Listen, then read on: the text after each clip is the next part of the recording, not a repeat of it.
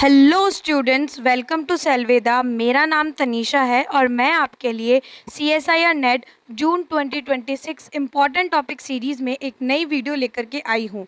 So let's get start the video guys. Our today's topic is fertilisation which is from the unit developmental biology. ठीक है, fertilisation अगर मैं simple definition में बोलूँ तो fusion of male and female gamete is known as fertilisation. ठीक है, जब मेल और फीमेल गैमेट फ्यूज़ होते हैं the process known as fertilisation. Fertilisation दो टाइप का होता है, external fertilisation and internal fertilisation. External fertilisation mainly aquatic animals में देखा जाता है, जबकि इंटरनल फर्टिलाइजेशन टेरिस्ट्रियल वंस में देखा जाता है। सबसे पहले अपन बात करते हैं एक्सटर्नल फर्टिलाइजेशन की। एनवायरनमेंट के अकॉर्डिंग बात करें तो ये रिप्रोडक्टिव ट्रैक्ट के बाहर, यानी जो फीमेल का जो रिप्रोडक्टिव ट्रैक्ट है उसके आउटसाइड होता है, यानी कि वाटर में होता है, इसलिए इसे किसी ना किसी मीडियम की ज़रूरत होती है। ठीक है, जबकि इंटरनल फर्टिलाइजेशन जो होता है वो फीमेल रिप्रोडक्टिव ट्रैक्ट के अंदर होता है, यानी फीमेल की बॉडी के अंदर होता है। अगर अपन एडवांटेजेस की बात करें तो एक्सटर्नल फर्टिलाइजेशन के अंदर लेस टाइम और एनर्जी की रिक्वायरमेंट होती है एंड ये एक साथ लार्ज नंबर ऑफ एग्स को फर्टिलाइज कर सकता है, जबकि इंटरनल फर्टिलाइजेशन में सर्वाइवल रेट ज़्यादा होती है, सेक्सुअल सिलेक्शन थ्योरी भी एप्लीकेबल होती है। तो ये इसके एडवांटेजेस हैं इन दोनों के। नेक्स्ट अपन बात करते हैं डिसएडवांटेजेस की। तो जो एक्सटर्नल का डिसएडवांटेजेस क्या है कि स्ट्रिक्टली एक्वेटिक होता है, इसके लिए कोई ना कोई मीडियम की जरूरत होती है, यानी कि वाटर की जरूरत होती है। It require massive gamete production. ये एक्सटर्नल फर्टिलाइजेशन करने के लिए बहुत सारे एग्स एक साथ रिलीज होने चाहिए एंड साइमल्टेनियसली बहुत सारे स्पर्म एक साथ रिलीज होने चाहिए। तो कंपैटिबिलिटी भी बहुत ज़्यादा ज़रूरी होती है और एक साथ large number of gamete production चाहिए होता है। Necessities behavioural synchronisation. बिहेवियर का मतलब कि उसी टाइम पे स्पर्म रिलीज होने चाहिए और उसी टाइम पे एग रिलीज होने चाहिए ताकि फर्टिलाइजेशन हो। इंटरनल फर्टिलाइजेशन के डिसएडवांटेज क्या है कि इसके अंदर हाई एनर्जी कॉस्ट चाहिए होती है टू फीमेल। फीमेल के लिए एनर्जी की रिक्वायरमेंट बहुत ज़्यादा होती है, इसके अंदर फिजिकल मेटिंग की ज़रूरत होती है, साथ में कुछ स्पर्मेटोफोर्स जो है कि एग्जाम्पल्स है, स्पर्मेटोफोर्स एन एग्जाम्पल। ओके, स्पर्मेटोफोर क्या होता है? स्पर्मेटोफोर काइंड ऑफ ऐसा टाइप ऑफ फर्टिलाइजेशन है जिसके अंदर अपन को डायरेक्ट कॉप्यूलेशन करने की ज़रूरत नहीं होती। इसमें जो कुछ मेल्स होते हैं वो स्पर्मेटोफोर रिलीज़ करते हैं। स्पर्मेटोफोर के अंदर बहुत सारे स्पर्म्स प्रेजेंट होते हैं जो कि डायरेक्टली फीमेल के अंदर जाके एग्स को फर्टिलाइज कर सकते हैं। इसमें डायरेक्ट फिजिकल मेटिंग की ज़रूरत नहीं होती। ठीक है, तो ये दो टाइप बता दिए मैंने आपको, एक्सटर्नल एंड इंटरनल फर्टिलाइजेशन। अब अपन बात करते हैं सी अर्चिन के एक्सटर्नल फर्टिलाइजेशन की। सबसे पहले गैमेट रिलीज होता है जिसको बोलते हैं स्पॉनिंग। सी अर्चिन के एग रिलीज होते हैं, साथ में स्पर्म रिलीज होते हैं into the sea water. Egg और स्पर्म साथ में रिलीज होने चाहिए तभी वो फर्टिलाइजेशन प्रोसेस होगी। सेकंड स्टेप क्या है? कीमोटेक्सिस। कीमोटेक्सिस का मतलब होता है केमिकल बेसिस पे। टेक्सिस मतलब मूवमेंट, डायरेक्शनल मूवमेंट, और कीमोटेक्सिस मतलब on the basis of chemical. ठीक है, जब केमिकल के बेसिस पे मूवमेंट होता है the process known as chemotaxis, यानी कि स्पर्म अट्रैक्टेंट। जो स्पर्म है वो एग की तरफ स्विम करेंगे guided by chemo attractant. Egg कुछ ऐसे केमिकल रिलीज करेगा जो कि स्पर्म को अट्रैक्ट करेगा खुद की तरफ। ठीक है, ऐसे केमिकल को बोलते हैं कीमो अट्रैक्टेंट, और स्पर्म एग की तरफ क्या करेगा? मूव करेगा। थर्ड स्टेप है स्पर्म एग बाइंडिंग, जिसको अपन जेली कोट की बाइंडिंग बोलते हैं। स्पर्म जो होता है एग के जेली कोट पर जाके बाइंड हो जाता है bye the help of ZP protein.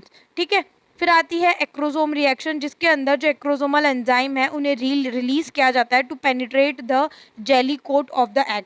Egg की जेली कोट को पेनिट्रेट करने के लिए, ताकि स्पर्म उसके अंदर एंट्री ले सके, एक्रोसोमल रिएक्शन होती है जिसके अंदर एक्रोसोम अपने एंजाइम रिलीज करता है। फिर आता है step number 5, fusion of plasma membrane. अब स्पर्म की एंट्री के बाद स्पर्म और एग की प्लाज्मा मेम्ब्रेन फ्यूज होगी, जिससे स्पर्म अपना जो न्यूक्लियस है वो एग के अंदर डिलीवर करेगा।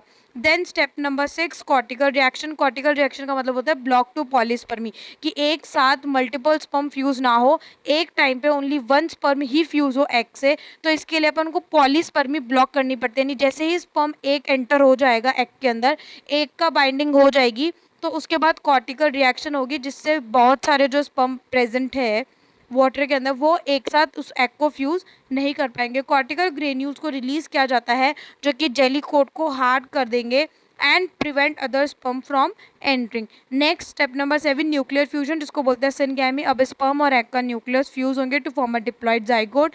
देन जाइगोट का फॉर्मेशन होगा which is the last step. A diploid zygote is form marking the state of embryonic development. Okay, अब अपन बात करेंगे स्टेप बाय स्टेप डिटेल के अंदर, ठीक है। सबसे पहले होगी कीमो अट्रैक्शन। इसके अंदर जो रिजेक्ट या स्पिरेक्ट नाम के सिग्नल होते हैं which is highly specific signal, ठीक है, जो कि रिजेक्ट जो कि सिर्फ अरेबिका पंचुएलाटा के तरह काम करता है। 14 अमाइनो एसिड के पेप्टाइड होते हैं जो कि एग की जेली कोट रिलीज करती है, ठीक है। 14 अमाइनो एसिड के बने हुए पेप्टाइड होते हैं, इसको सिग्नल पेप्टाइड बोलते हैं, जो कि एग की जेली कोट रिलीज करती है, जिनका नाम है रिजेक्ट और स्पिरेक्ट, जो कि कहाँ पे जाके बाइंड होते हैं, RGC which is receptor guanylyl cyclase. ये किसका रिसेप्टर है, ये स्पर्म के ऊपर प्रेजेंट होता है, स्पर्म की जो मेम्ब्रेन होती है उस पे ये प्रेजेंट होता है, रिसेप्टर ऑफ ग्वानिल साइक्लेज RGC, जिस पे जाके ये रिजेक्ट और स्पिरेक्ट बाइंड होते हैं। इसके बाद ये जो आगे की रिएक्शन होती है जिसमें GTP को साइक्लिक GMP में कन्वर्ट किया जाता है। ये साइक्लिक GMP कैल्शियम का इन्फ्लक्स कराती है।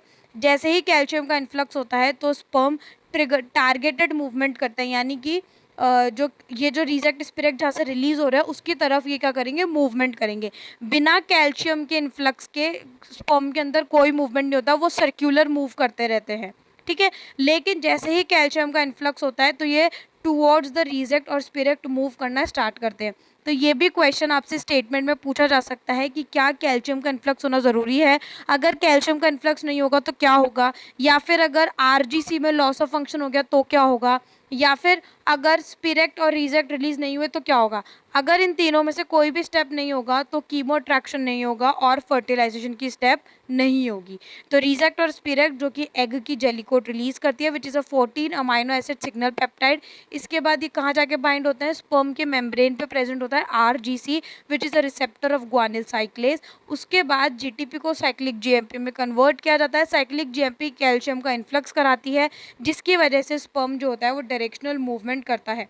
तो इसमें लिखा भी रखा है रेड बॉक्स में, if RGC is disabled no calcium influx occur. और कैल्शियम का इन्फ्लक्स नहीं होगा तो कीमो अट्रैक्शन नहीं होगा और स्पर्म ब्लाइंडली यानी कि बिना अंधाधुन ही काम करता रहेगा।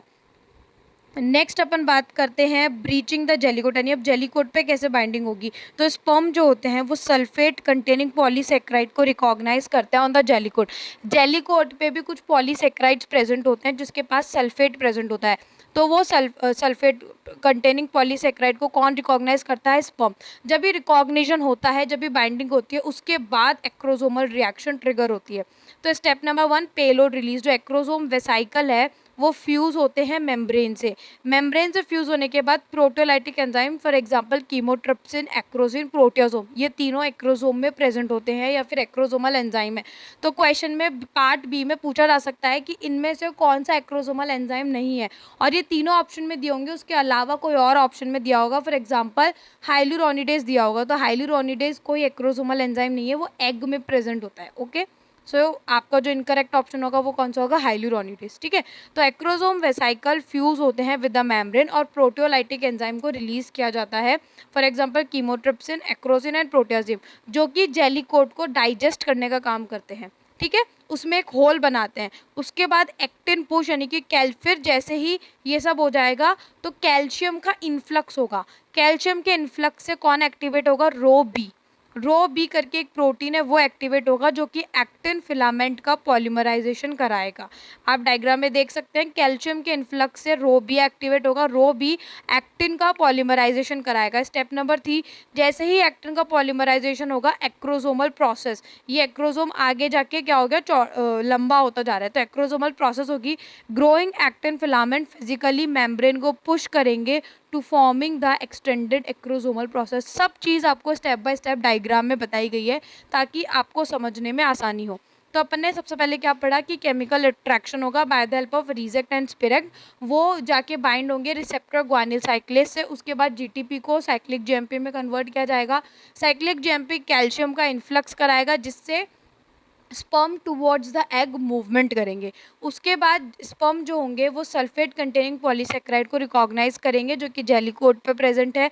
देन एक्रोसोमल रिएक्शन का ट्रिगरिंग होगी। अब सबसे पहले क्या होगा, एक्रोसोमल वेसाइकल जेली कोट यानी कि या फिर मेम्ब्रेन से फ्यूज होंगे जिसके बाद वो प्रोटियोलाइटिक एंजाइम रिलीज करेंगे एक्रोसोमिन कीमोट्रिप्सिन एंड प्रोटियासोम्स, जो कि जेली कोट को डाइजेस्ट करेंगे। स्टेप नंबर 2 एक्टिन पुश, फिर जिससे कैल्शियम का इन्फ्लक्स होगा, रो बी प्रोटीन एक्टिवेट होगा, रो बी एक्टिवेट होगा तो एक्टिन का पॉलीमराइजेशन होगा, और एक्टिन के पॉलीमराइजेशन से एक एक्सटेंडेड एक्रोसोमल प्रोसेस बनेगी to penetrate the jelly coat. अब इसमें भी कैल्शियम का कितना इंपॉर्टेंट, अगर कैल्शियम इन्फ्लक्स नहीं होगा तो रो भी एक्टिवेट नहीं होगा, रो भी एक्टिवेट नहीं होगा तो एक्टिन का पॉलीमराइजेशन नहीं होगा, जिसकी वजह से एक्रोसोमल प्रोसेस एक्सटेंड नहीं होगी, तो बेसिकली फर्टिलाइजेशन तब भी नहीं होगा। तो इसके अंदर इस स्लाइड में पार्ट बी में पूछा जा सकता है रो बी के बारे में और कैल्शियम इन्फ्लक्स के बारे में कि एक्टिन पॉलीमराइजेशन को कौन सा प्रोटीन एक्टिवेट करता है, तो आंसर इज रो बी। ठीक है, नेक्स्ट अपन बात करते हैं the species match maker which is bindin and EBR1। अब जेलीकोट के अंदर जब वो जाता है स्पर्म तो उसके बाद एक दोबारा बाइंडिंग होती है which is between bindin and EBR1। अब ये जो बाइंडीन प्रोटीन है वो किस पे प्रेजेंट होता है, बाइंडीन प्रोटीन जिसको अपन फ्यूसोजेनिक प्रोटीन बोलते हैं वो एक्रोसोमल मेम्ब्रेन पे प्रेजेंट होता है। ठीक है, जबकि एग के एनवलप पे कौन सा प्रेजेंट होता है, EBR1। जब इन दोनों की बाइंडिंग होगी, जब बाइंडिन और EBR1 ये दोनों सेम स्पीशीज़ के होने चाहिए, जब ये सेम स्पीशीज़ के एक साथ बाइंड होंगे तभी स्पर्म जो होगा वो एग के स्पर्म अपना न्यूक्लियस रिलीज़ करेगा और वो दोनों फ्यूज़ होंगे और उसके बाद फर्टिलाइजेशन स्टेप कंटिन्यू होगी। तो ये भी बहुत हाईली स्पेशीज़ स्पेसिफिक प्रोसेस है, बाइंडिन और EBR1 दोनों सेम स्पीशीज़ के होने चाहिए। आपको एक एग्लूटिनेशन एक्सपेरिमेंट भी दे रखा है इसमें, जिसमें अपन ने दो स्पीशीज़ लिए है, एस परप्यूरेटस एंड एस फ्रांसिस्केनस। ठीक है, जिसमें अपन ने एक बार बाइंडिन और EBR1 दोनों ही एस परप्यूरेटस स्पीशीज़ के लिए जिसमें एग्लूटिनेशन देखने को मिल रहा है, जबकि अपन ने जब दो डिफरेंट स्पीशीज़ ली तो एग्लूटिनेशन नहीं देखने को मिल रहा है। एग्लूटिनेशन का मतलब होता है बाइंडिंग, जब दो बाइंड हो जाते हैं, दो केमिकल आपस में बाइंड होते हैं उसको बोलते हैं एग्लूटिनेशन, जो कि अपन अपने ब्लड एक्सपेरिमेंट में भी करते हैं। ठीक है, तो बाइंडिंग तभी होगी जब ये दोनों सेम स्पीशीज़ के होंगे, इसलिए इसे लॉक एंड की मॉडल भी कहते हैं। नहीं कि जैसे एक ताले की एक पर्टिकुलर चाबी होती है वो उसी चाबी से खुलेगा, उसी चाबी से बंद होगा, वैसे ही बाइंडिंग और EBR1 भी स्पीशीज़ स्पेसिफिक होते हैं, ये लॉक एंड की मैकेनिज्म पे काम करते हैं। नेक्स्ट अपन बात करेंगे defending the egg the fast block, यानी मैंने आपको बताया था पॉलीस्पर्मी ना हो इसलिए प्रिवेंट करा जाता है, उसे ब्लॉक किया जाता है। तो पॉलीस्पर्मी का मतलब होता है जब एक से ज़्यादा स्पर्म फ्यूज़ हो जाते हैं, तो ऐसा ना हो इसके लिए दो बार ब्लॉक किया जाता है, जिसको बोलते हैं फास्ट ब्लॉक पॉलीस्पर्मी और एक होता है स्लो ब्लॉक पॉलीस्पर्मी। तो जो फास्ट ब्लॉक पॉलीस्पर्मी होती है वो स्पर्म के पेनिट्रेट होने के बाद, यानी कि जैसे स्पर्म फ्यूज़ हो जाता है उसके विद इन 1 सेकेंड बाद ही फास्ट ब्लॉक पॉलीस्पर्मी की प्रोसेस इनिशिएट हो जाती है, जिसमें सोडियम का इन्फ्लक्स किया जाता है। जैसा कि आप ग्राफ में देख रहे हैं कि एकदम से डीपोलराइजेशन होगा, जैसे ही सोडियम इन्फ्लक्स होगा मेम्ब्रेन के अंदर डीपोलराइजेशन होगा, मेम्ब्रेन का पोटेंशियल चेंज होगा, मेम्ब्रेन के पोटेंशियल चेंज होते ही कोई भी स्पर्म उसमें एंटर नहीं कर पाएगा। तो मासिव सोडियम प्लस आयन का इन्फ्लक्स किया जाता है विद इन 1 सेकेंड, जिससे कोई अदर स्पर्म जो होता है इंटरेक्ट ना हो। इसको बोलते हैं ट्रांजिएंट ब्लॉक। ये टेम्पररी टाइप का ब्लॉक होता है, परमानेंट नहीं होता। जैसे ही पहला स्पर्म इंटरेक्ट करेगा वैसे ही विद इन 1 सेकेंड सोडियम का इन्फ्लक्स स्टार्ट हो जाएगा। अब आपको एक सेलिनिटी का एक्सपेरिमेंट भी दे रखा है, जिसमें अगर नॉर्मल सी वाटर है, इसमें 600 मिली mm Na+ की कंसनट्रेशन है, तो इसमें नॉर्मल इन्फ्लक्स होगा और लो पॉलीस्पर्मी की चांसेस बहुत ही कम होंगे। लेकिन जैसे जैसे सोडियम की कॉन्सेंट्रेशन कम होती जाएगी, यानी कि पानी के अंदर अगर सोडियम की कॉन्सेंट्रेशन कम है तो पॉलीस्पर्मी के चांसेस बढ़ जाएंगे, क्योंकि सोडियम की वजह से पॉलीस्पर्मी रुक रही थी। अगर सोडियम ही कम है तो पॉलीस्पर्मी के चांसेस क्या होंगे, बढ़ जाएंगे, जो कि आपको इस एक्सपेरिमेंट में दे रखा है। कंक्लूजन क्या है कि अगर लोअर एक्सटर्नल सोडियम है, यानी कि वाटर के अंदर सोडियम की मात्रा कम है, तो फास्ट ब्लॉक पॉलीस्पर्मी की प्रोसेस नहीं होगी। नेक्स्ट अपन बात करते हैं द परमानेंट शील्ड, यानी कि स्लो ब्लॉक पॉलीस्पर्मी। ये विद इन 1 मिनट के अंदर एक्टिवेट होती है और इसका मेन रीज़न होता है कैल्शियम। जब एंडोप्लाज्मिक रेटिकुलम से कैल्शियम रिलीज होता है तो कॉर्टिकल ग्रेन्यूल एक्सोसाइटोसिस होते हैं। कॉर्टिकल ग्रेन्यूल एक्सोसाइटोसिस का मतलब होता है बाहर निकलना। कॉर्टिकल ग्रेन्यूल्स को बाहर निकाला जाता है, इसको बोलते हैं कॉर्टिकल रिएक्शन भी बोलते हैं। ठीक है, इसको बोलते हैं slow block polyspermy. Fast block के अंदर सोडियम आयन का रोल था, जबकि स्लो ब्लॉक में कैल्शियम आयन का रोल होता है। अब इसमें आप डायग्राम में देखिए कि बिफोर द कैल्शियम वेव कैसे प्लाज्मा मेम्ब्रेन और विटेलाइन एनवलप को दिखाया गया है, जबकि आफ्टर ये जो विटेलाइन एनवलप है उसको कन्वर्ट किया गया है फर्टिलाइजेशन मेम्ब्रेन में, which is tough and impenetrable. Impenetrable का मतलब है ऐसी मेम्ब्रेन जिसे पेनिट्रेट नहीं कर सकते। पेनिट्रेट नहीं करेंगे तो यानी कि दूसरा स्पर्म एंटर नहीं कर पाएगा। तो विटेलाइन एनवेलप को फर्टिलाइजेशन मेम्ब्रेन में कन्वर्ट किया जाता है स्लो ब्लॉक पॉलीस्पर्मी के अंदर। अब होता क्या है, कॉर्टिकल जो ग्रेन्यूल्स हैं उनके अंदर प्रेजेंट होते हैं कॉर्टिकल ग्रेन्यूल सीरीन प्रोटीजेस, जो कि मॉलिक्यूलर सीजर की तरह काम करते हैं और जो EBR1 जो रिसेप्टर है बाइंडिन के, उनको वहाँ से हटा देते हैं। अगर EBR1 ही प्रेजेंट नहीं होगा तो बाइंडिन आके बाइंड नहीं होगा। अगर बाइंडिन की बाइंडिंग नहीं होगी तो स्पर्म पेनिट्रेट नहीं कर पाएगा। लास्ट स्लाइड में अपन ने यही पढ़ा था कि EBR1 और बाइंडिन बहुत ज़रूरी होता है फॉर स्पर्म पेनिट्रेशन। अगर इसमें से EBR1 को हटा देंगे तो स्पर्म का पेनिट्रेशन नहीं होगा। तो जो CGSP यानी कि कॉर्टिकल ग्रेन्यूल सीरीन प्रोटीएज है, जो कि कॉर्टिकल ग्रेन्यूल्स में प्रेजेंट होते हैं, वो मॉलिक्यूलर सीजर की तरह काम करते हैं और इन EBR1 को वहाँ से हटा देते हैं। उसके बाद म्यूकोपॉलीसेक्राइड्स के बारे में क्या है, ये एक स्पॉन्ज लाइक मॉलिक्यूल्स होते हैं जो कि वाटर को एब्जॉर्ब करते हैं और विटेलाइन एनवेलप को फर्टिलाइजेशन मेम्ब्रेन में कन्वर्ट करते हैं। तो आपको दो केमिकल के बारे में पता पड़ा, पहला CGSP जो कि मॉलिक्यूलर सीजर की तरह काम कर रहे हैं और EBR1 को रिमूव कर रहे हैं from the vitelline envelope of the egg. उसके बाद एक है म्यूकोपॉलीसेक्राइड जो कि वाटर को एब्जॉर्ब करेंगे और विटेलाइन एनवेलप को फर्टिलाइजेशन मेम्ब्रेन में कन्वर्ट करेंगे। फर्टिलाइजेशन मेम्ब्रेन एक टफ टाइप की मेम्ब्रेन है और इम्पेनिट्रेबल है, जिसको पेनिट्रेट नहीं कर सकते। तो आपको पॉलीस्पर्मी ब्लॉक के बारे में पता लग गया। दो ब्लॉक बताए मैंने, फास्ट ब्लॉक और स्लो ब्लॉक। फास्ट ब्लॉक के अंदर सोडियम आयन का रोल था, जबकि स्लो ब्लॉक में कैल्शियम आयन का रोल है। ठीक है, अब कैल्शियम ट्रिगर मैकेनिज्म, इस जैसे ही स्पर्म का कांटेक्ट होगा और फ्यूजन होगा, उसकी वजह से GQ प्रोटीन एक्टिवेट होगा, जिससे SRC काइनेज एक्टिवेट होगा and then which activate PLC phospholipase C, जो कि क्या करेगा, PIP2 को क्लीव करेगा इनटू द डैग एंड IP3। और IP3 किससे बाइंड होगा, एंडोप्लाज्मिक रेटिकुलम से। ठीक है, एंडोप्लाज्मिक रेटिकुलम से IP3 बाइंड होगा और उसकी वजह से कैल्शियम रिलीज होगा। जो अपन ने अभी परमानेंट शील्ड पर यानी कि जो स्लो ब्लॉक में कैल्शियम रिलीज हो रहा था एंडोप्लाज्मिक रेटिकुलम से, उससे पहले ये पाथवे पूरा कंप्लीट होता है। तो G alpha Q protein activate होता है, जिससे SRC काइनेज एक्टिवेट होगा। SRC काइनेज किसको एक्टिवेट करेगा, PLC को। PLC PIP2 को क्लीव करेगा into the डैग and IP3। IP3 जो कि एंडोप्लाज्मिक रेटिकुलम पे जाके बाइंड होगा और कैल्शियम को रिलीज कराएगा। अब इसके अंदर एक एक्सपेरिमेंटल वैलिडेशन भी है, जिसमें अपन ने कैल्शियम की वेव दिख रही है in the normal egg upon fertilization. जब किसी नॉर्मल एग का फर्टिलाइजेशन हो रहा है तो अपन को कैल्शियम की वेव दिख रही है, लेकिन जब अपन ने एग को G alpha Q protein inhibitor से इंजेक्ट किया, मतलब अपन ने एग के अंदर GQ जो प्रोटीन है उसका इनिबिटर डाल दिया। अब अगर अपन ने GQ प्रोटीन का इनिबिटर डाल दिया तो GQ एक्टिवेट नहीं होगा। GQ एक्टिवेट नहीं होगा तो PLC एक्टिवेट नहीं होगा। PLC एक्टिवेट नहीं होगा तो PIP2 IP3 नहीं बनाएगा। IP3 नहीं बनेगा तो एंडोप्लाज्मिक रेटिकुलम से कैल्शियम रिलीज नहीं होगा। तो जब रिजल्ट क्या मिला कि कैल्शियम की वेव नहीं आई, इसका मतलब कि जो G प्रोटीन का इन्वॉल्वमेंट है वो इम्पॉर्टेंट है इन द कैल्शियम।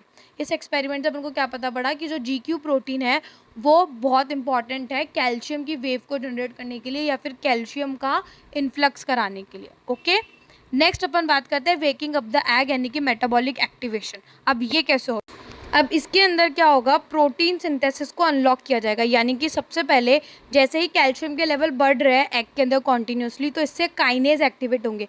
काइनेज क्या करते हैं, काइनेज वो प्रोटीन होते हैं जो कि फॉस्फेट एडिशन का काम करते हैं। अब ये काइनेज EIF4E बाइंडिंग प्रोटीन को फॉस्फोराइलेट करेंगे। अब ये EIF4E बाइंडिंग प्रोटीन क्या है, ये एक इनहिबिटर है जो कि यूकैरियोटिक इनिशिएशन फैक्टर 4E को इनहिबिट करके रखता है। ये जो फैक्टर है वो mRNA का ट्रांसलेशन कराता है, यानी कि प्रोटीन्स बनाने में हेल्प करता है। तो जो ऑलरेडी mRNA प्रेजेंट है एग के अंदर, उन्हें होल्ड करके रखता है ये बाइंडिंग प्रोटीन कि तुम प्रोटीन में कन्वर्ट नहीं होगे। ठीक है, तो इनको इनहिबिट कौन करेगा, काइनेज। काइनेज आके इस EIF4E बाइंडिंग प्रोटीन को फॉस्फोराइलेट करेगा और उसे इनहिबिट कर देगा, जिससे EIF यानी कि eukaryotic initiation factor 4E free हो जाएगा और वो आगे जाके जो पहले से mRNA प्रेजेंट है उनको ट्रांसलेट करके प्रोटीन बनाएगा। कौन कौन से प्रोटीन बनते हैं, हिस्टोन, ट्यूब्यूलिन, एक्टिन, जो कि सेल डिवीजन के लिए इंपॉर्टेंट होते हैं। ठीक है, अब क्या हो रहा है, इसके अलावा प्रोटीन तो बन रहा है, साथ में pH भी शिफ्ट होगी, सोडियम का इन्फ्लक्स होगा और प्रोटॉन को बाहर भेजा जाएगा।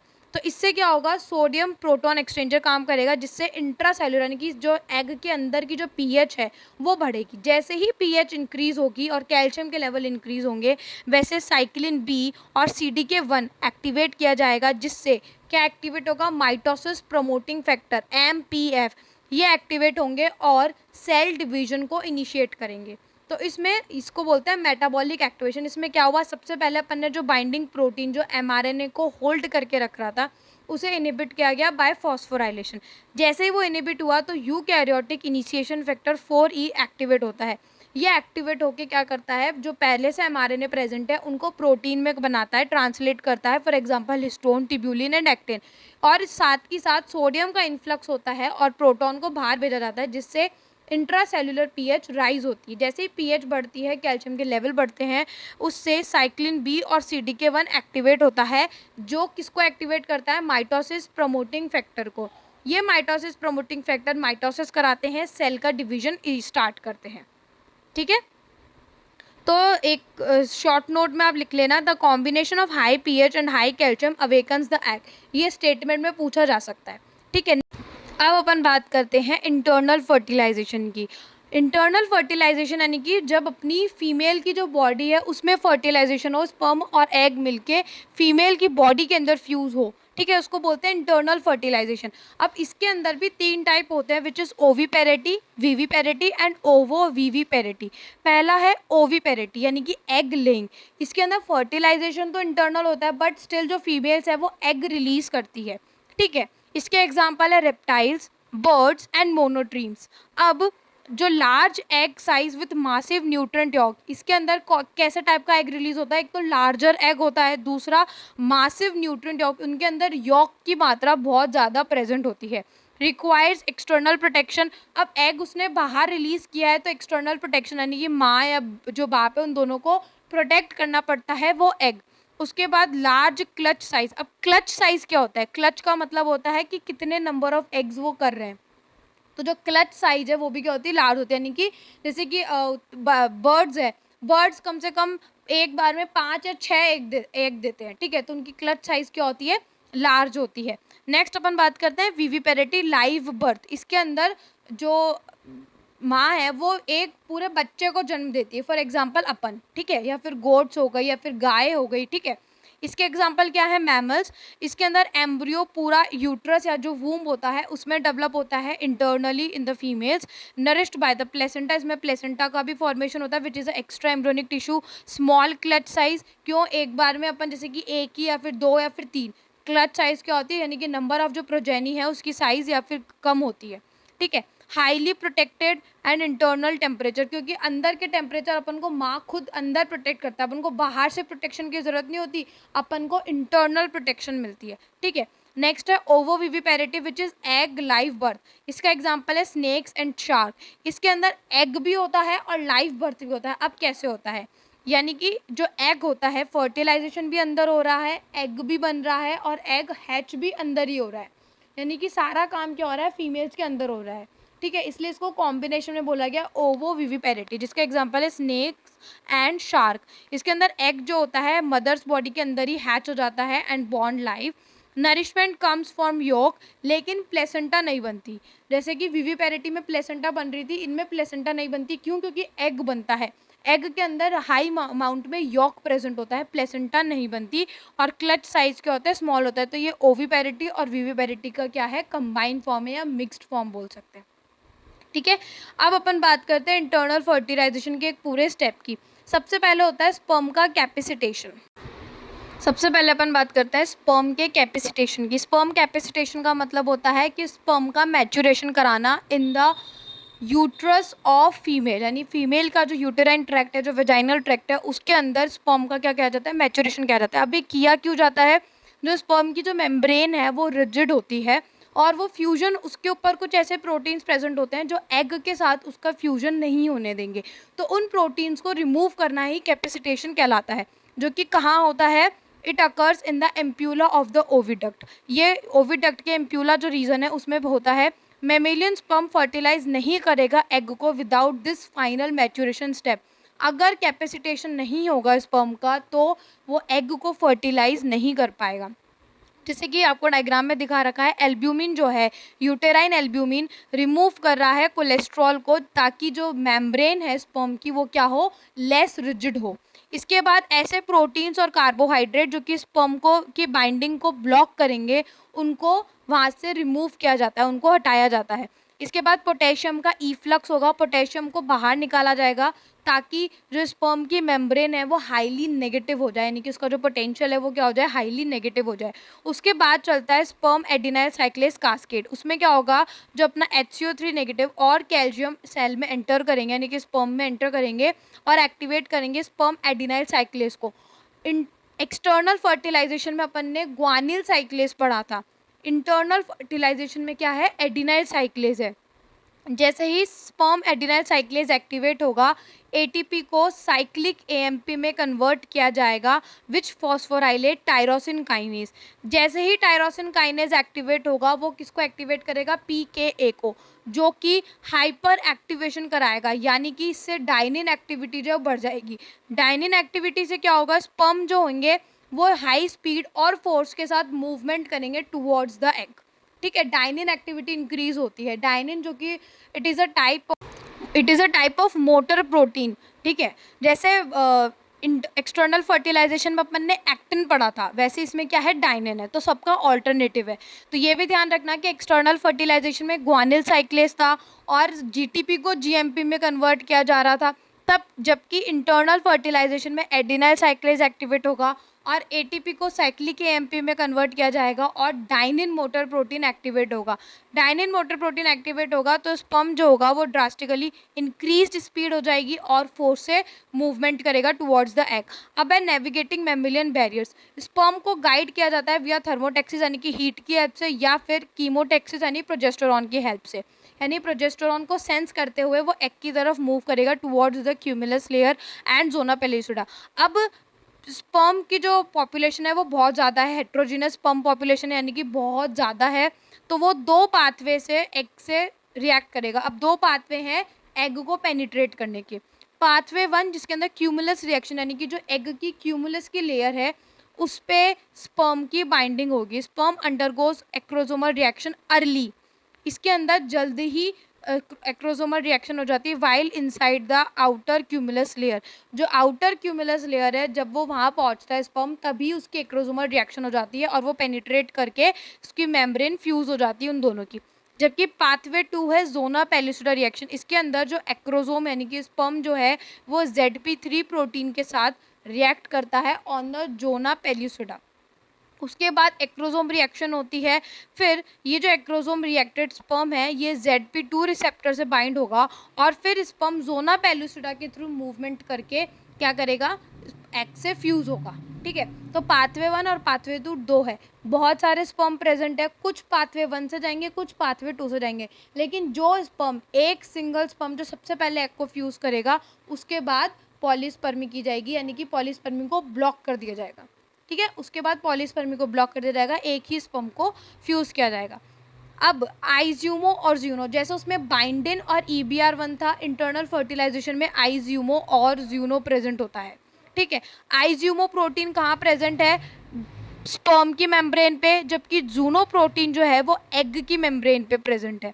ठीक है, अब इन दोनों में क्या होगी, बाइंडिंग होगी पूरी। अगर इन दोनों में से किसी एक में भी लॉस ऑफ फंक्शन हो, फॉर एग्जांपल आइज्यूमो में लॉस ऑफ फंक्शन हो गया या फिर जूनो में लॉस ऑफ फंक्शन हो गया, तो ये दोनों की बाइंडिंग नहीं होगी। अगर ये बाइंडिंग नहीं होगी तो फ्यूजन भी नहीं होगा। तो आइज्यूमो और जूनो दोनों ही क्या है, इंपॉर्टेंट, और ये भी लॉक एंड की मॉडल की तरह काम करते हैं, स्पीशीज स्पेसिफिक है।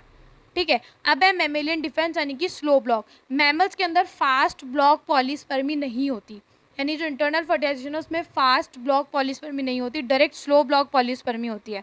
ठीक है, mammals lack the rapid electrical fast block, they rely entirely on intense post fusion slow block. जैसे ही फ्यूजन होता है स्पर्म का उसके बाद स्लो ब्लॉक पॉलीस्पर्मी को इनिशिएट किया जाता है। ठीक है, अब दो मेथड है इसके, जिंक स्पार्क और ओवास्टेसन रिलीज। सबसे पहले जैसे ही स्पर्म की एंट्री होती है, immediately after sperm entry billions of Z+ ion जो है उन्हें रिलीज किया जाता है into the cytosol. Zinc deposit हो जाता है जोना पेलुसिडा पे, जिसपे ऊपर ये जिंक शील्ड बना देता है और दोबारा स्पर्म रिएक्ट ना कर पाए ऐसी एक शील्ड होती है जिसको बोलते हैं जिंक शील्ड। तो पहला होता है जिंक स्पार्क। जैसे ही स्पर्म की एंट्री होती है, billions of Zn+2 ions release होते हैं इनटू द साइटोसॉल। ये रिलीज होकर जोना पेलुसिडा लेयर पे कवर हो जाते हैं और एक जिंक शील्ड बनाते हैं, जिसकी वजह से कोई और स्पर्म उसे प्रिवेंट नहीं कर पाता है, पेनिट्रेट नहीं कर पाता। डिफेंस 2 यानी कि ओवास्टेसिन रिलीज। इसके अंदर कैल्शियम वेव की वजह से कॉर्टिकल ग्रेन्यूल एक्सोसाइटोसिस होता है। कॉर्टिकल ग्रेन्यूल्स के पास एक एंजाइम होता है ओवास्टेसिन।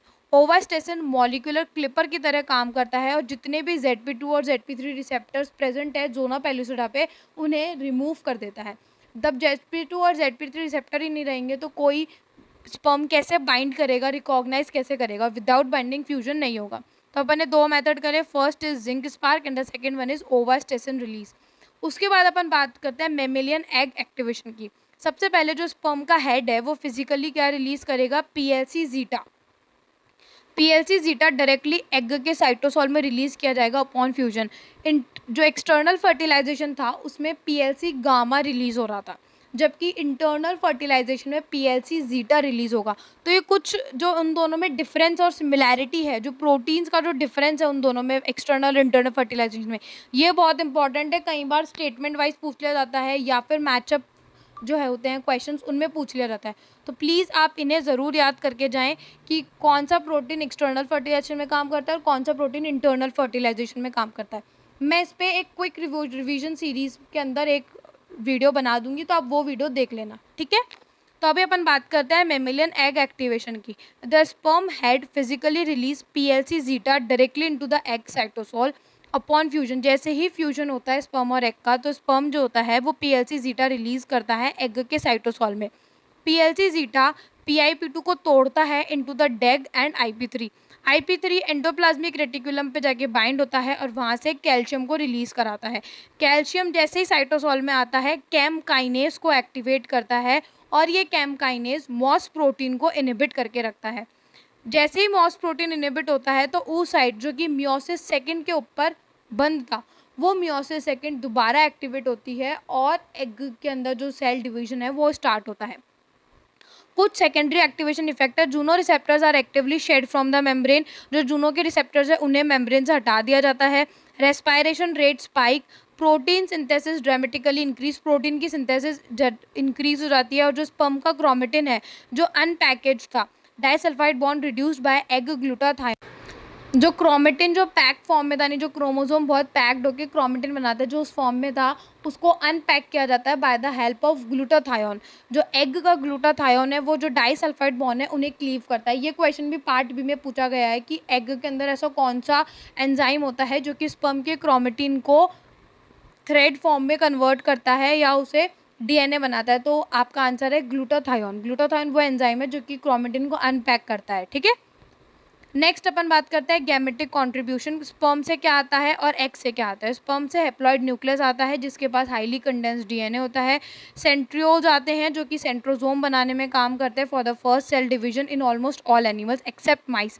जो माइस है उसके अंदर सेंट्रियोल फादर से नहीं आता, ठीक है। जबकि हर मैमल्स के अंदर, हर एनिमल में जिनमें फर्टिलाइजेशन होता है उनमें जो सेंट्रियोल है वो फादर से आता है, ठीक है। एग अपने साथ क्या लाता है? एग सेम हैप्लॉइड न्यूक्लियस लेकर आता है, साइटोप्लाज्म देता है और माइटोकॉन्ड्रिया भी एग ही देता है, ठीक है। माइटोकॉन्ड्रिया क्या है? मैटरनल इनहेरिटेंस है। माइटोकॉन्ड्रिया सिर्फ और सिर्फ माँ से आता है, जिससे क्या रिजल्ट है? Complete embryo, syngamy fusion of genetic material, zygote बनता है और क्लीवेज स्टार्ट होता है। माइटोकॉन्ड्रिया कभी भी फादर से नहीं आता, हमेशा मदर से आता है। माइटोकॉन्ड्रिया और प्लांट्स के केस में क्लोरोप्लास्ट, ये भी मैटरनल इनहेरिटेंस का ही टाइप है। नेक्स्ट अपन बात करते हैं necessity of duality genomic imprint. Genomic imprinting का मतलब होता है जीन्स में कुछ बदलाव करना। अब जीन्स में क्या बदलाव होता है? फादर और मदर जो सेम जीन्स लेकर आ रहे हैं उसमें से किसी भी एक में या तो फादर में उस जीन्स को इनहिबिट कर देंगे या फिर मदर में वो जीन इनहिबिट कर देंगे, ठीक है। किसी भी एक में वो जीन इनहिबिट कर देंगे एपिजेनेटिक्स की हेल्प से। इस प्रोसेस को बोलते हैं जीनोमिक इम्प्रिंटिंग। वो जो जीन है वो या तो माँ से ही आएगा या फादर से ही आएगा, किसी भी एक के अंदर उसे इनहिबिट कर देते हैं। फॉर एग्जाम्पल कोई भी एक पर्टिकुलर जीन है, जीन एक्स, ठीक है, मैं एग्जाम्पल के तौर पे ले रही हूँ जीन एक्स, उसको मैं चाहती हूँ कि वो फादर से ही आए, तो उसके अंदर अपन क्या करेंगे? मदर के अंदर वो जीन इनहिबिट कर देंगे मदर का जो एग है उसमें उस जीन को इनहिबिट कर देंगे ताकि वो जीन सिर्फ फादर से आए। इसको बोलते हैं एपिजेनेटिक्स या फिर जीनोमिक इम्प्रिंटिंग। तो while male and female nuclei carry similar genes, they are functionally different due to epigenetics की वजह से ये फंक्शनली डिफरेंट होते हैं। Genomes arrive with different methylation patterns on cytosine residue. अब ये इनहिबिट किया कैसे जाता है, जो साइटोसिन है उस पर मिथाइलेशन किया जाता है। ये भी पार्ट भी में पूछा गया है, जीनोमिक इम्प्रिंटिंग में जो मॉडिफिकेशन है वो कौन से ग्रुप पे किया जाता है, तो वो साइटोसिन पे किया जाता है। और क्या ऐड किया जाता है, मिथाइल ग्रुप ऐड किया जाता है, इसको बोलते हैं मिथाइलेशन। ठीक है, तो साइटोसिन पे क्या किया जाता है, मिथाइलेशन किया जाता है। The sperm genome and egg genome play strictly complementary locked roles, both unique imprints are required to unlock the fully developmental sequence. यानी कि किसी भी एक को लॉक कर देते हैं और एक को ऑन करके रखते हैं। ठीक है, ये जो यूनिक इम्प्रिंट्स है रिक्वायर्ड होते हैं टू अनलॉक द फुल, ताकि डेवलपमेंट जो फुल्ली डेवलपमेंट सीक्वेंस है वो ईजी चल सके, ऐसा इसलिए किया जाता है। ठीक है, अब इसमें बता रहा क्या है, पेटर्नली कि अगर अपन दोनों स्पर्म लेंगे तो कोई डेवलपमेंट नहीं होगा, दोनों एग लेंगे तो कोई डेवलपमेंट नहीं होगा, एक स्पर्म और एक एग से डेवलपमेंट होता है विच इज़ अ सक्सेस। तो इसलिए बोलते हैं कि एक जीन माँ का और एक जीन पिता का ऐसे आने चाहिए। ठीक है, अगर दोनों ही अपने पिताजी से ले लिया है, दोनों ही अपन ने माताजी से ले लिए तो काम नहीं चलता है। ओके, तो यहाँ पे आपकी वीडियो कंप्लीट होती है। अगर आपको इस वीडियो में कोई भी डाउट हो तो प्लीज़ मुझे कमेंट सेक्शन में ज़रूर बताएं। ऐसी और वीडियोस देखने के लिए सेलवेदा को सब्सक्राइब करें। Thank you for watching.